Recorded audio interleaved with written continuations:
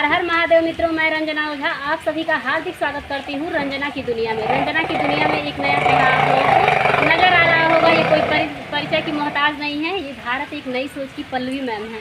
आज मेरा सपना साकार हुआ है। आज मेरा अहोभाग्य है, परम सौभाग्य है कि पल्लवी मैम हमारे बगल में बैठी हुई हैं। मैं जब इनका देखती थी चैनल पे इंटरव्यू, लोगों से ये बातचीत करती थी, कहीं ना कहीं मुझे इनसे प्रेरणा मिली है और इनके वीडियोस काफ़ी अच्छे होते हैं। काफ़ी हम जैसे लोगों को ये आगे बढ़ाई हैं, तो इनका मैं दिल से धन्यवाद करती हूँ। आज मेरे बगल में बैठी है, मेरा परम सौभाग्य है। मुझे मतलब शब्द ही नहीं मिल रहा है, मैं बात क्या करूँ। तो पल्लवी मैम चने के झाड़ पे दीदी मत चढ़ाइए। नहीं, बिल्कुल चढ़ाने वाला काम नहीं है। हमारे बहुत सारे फ्रेंड्स लोग हैं, हमारे ग्रुप में बहुत सारे लोग हैं, जैसे कि दुर्गेश की दुनिया और प्रियंका मैम और कमल भैया और संध्या पंडित जौनपुरिया, उसके बाद लोकगीत पूनम शुक्ला, ये सब इतना वो किए थे कि पल्लवी मैम से आप दीदी इंटरव्यू एक बार लीजिए, आप ज़रूर आगे बढ़ेंगे।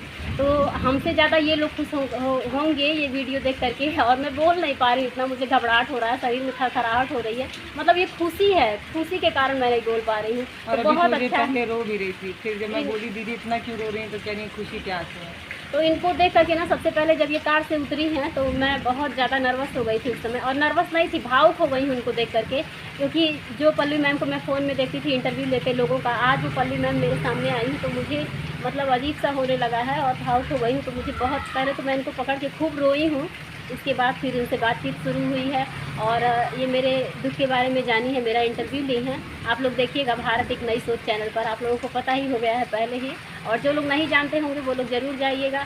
तो पल्लवी मैम से जो लोग नहीं जुड़े होंगे वो लोग, मतलब ये बहुत अच्छी हैं और इनके वीडियोस काफ़ी अच्छे होते हैं, जो आपको कहीं ना कहीं मोटिवेट करेंगे, कहीं ना कहीं आपको हिम्मत आएगी इनका वीडियो देख करके, आपके अंदर भी कुछ ना कुछ करने का जज्बा आएगा, जैसे कि मैं कर रही हूँ। और मैम बताइए आप। जब आप रो रही थी ना, तो ऐसा पता है, आपकी स्टोरीज को जब हमने यूट्यूब पे देखा था तो मुझे एक स्ट्रॉन्ग वुमेन नज़र आ रही थी, एक ऐसी महिला नज़र आ रही थी जो हालात परिस्थिति को लात मार के आगे निकली है, वो महिला नज़र आ रही थी। और अचानक से आप ऐसे रोने लगी तो मैं तो एकदम समझ नहीं पाई कि मैं क्या बोलूँ, कैसे बोलूँ। आप वीडियो में देखिएगा, मैं कई जगह नर्वस भी हो गई हूँ इस चक्कर में। पता है क्या होता है, जैसे मेरे घर के हालात भी बहुत अच्छे नहीं रहे शुरुआत में। मेरे घर वाले भी मेरे इस काम को लेके सपोर्ट नहीं कर रहे थे। मेरे चाचा और जो मेरे रिश्तेदार थे वो मेरी शादी कर देना चाहते थे जब मैं graduation first year second year में थी।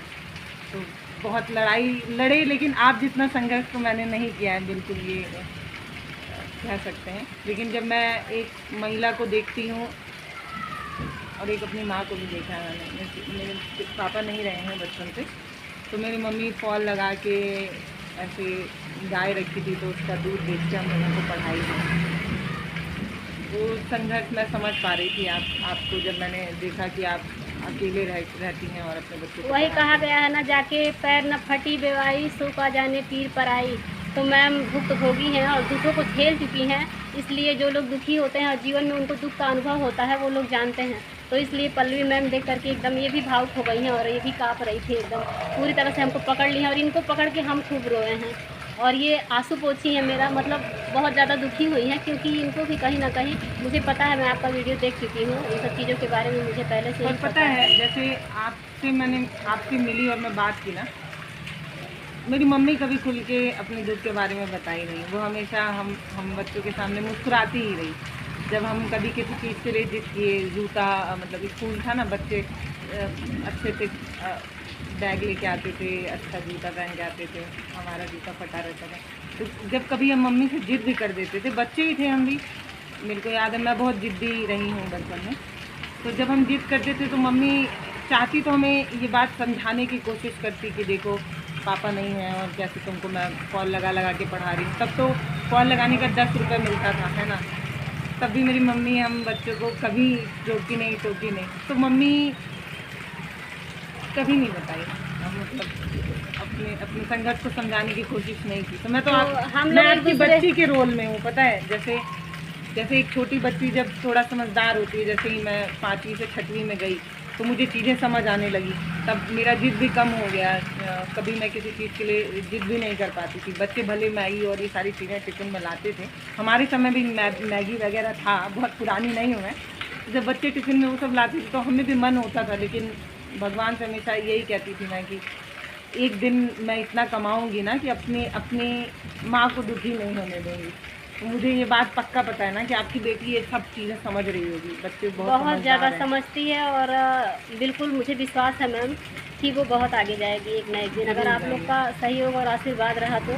मैं भी मैम, जैसे आप बोली है ना कि मम्मी मेरी बोलती नहीं थी, लोगों के सामने कुछ नहीं कहती थी, मैं भी 9 साल 10 साल ही रहती थी, हाँ वही चीज़ है। मैं भी सोची कि एक ना एक दिन मेरा समय सही हो जाएगा। मेरा शरीर तो जल चुका है, खाक हो चुका है, ये तो नहीं सही होने वाला है, लेकिन मेरे बच्चे बड़े होंगे, अगर हस्बैंड की बुद्धि में शुद्धि आ जाएगी तो हो सकता है अच्छा हो जाए। लेकिन मैम कुछ अच्छा नहीं हुआ, इसलिए बच्चे बर्बाद ना हो, इसलिए मैं यहाँ आके रह रही हूँ, ये काम कर रही हूँ।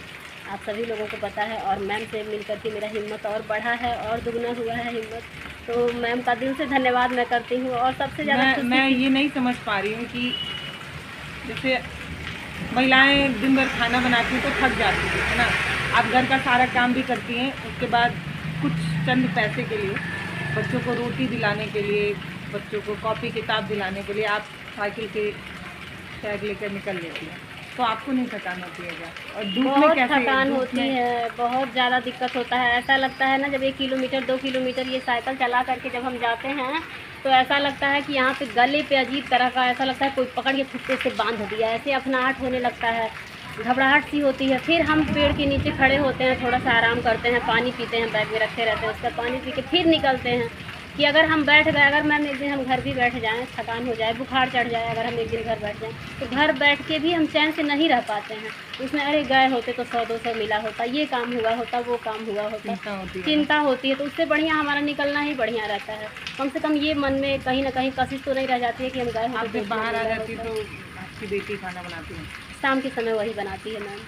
शाम के समय जैसे हम थके रहते हैं, कभी कभी 7 बजता है, कभी 8 बजता है, तो ऐसे से जब पहुँचते तो कहती है मम्मा पहले समझदार हो गई ना, समय से पहले बहुत ज़्यादा समझदार हो गई है। आज घर पे नहीं है मैम, हम लोग बारिश हो रही थी तो हम लोग यहाँ पे सीमेंट का दुकान, आप लोग को सीमेंट का पूरा पीछे दिख रहा होगा, यहाँ पे हम लोग ऐसे बैठ करके बात कर रहे हैं। और घर पे रहे होते तो फील्ड में आई हैं, हम फील्ड में आए हैं और यही हमारे काम करने आई हैं, काम करने आए हैं। तो मैम से मुलाकात हो गई और हमारा परम सौभाग्य है, मैम से मुलाकात हुई। बहुत अच्छी हैं वाकई में। हम लोग को लगता है ना कि देखने में अरे ये तो बहुत कमाती होंगी, बहुत अच्छी हैं, बहुत ईगो है इनके अंदर, लेकिन जो लोग बहुत ऊपर से देखने में कड़क लगते हैं ना, वो अंदर से बहुत ही कोमल हृदय के होते हैं। ये देखिए इनका क्या हाल हुआ है, बस खाली होठों पे मुस्कान है, बस खाली मुस्कुरा रही हैं।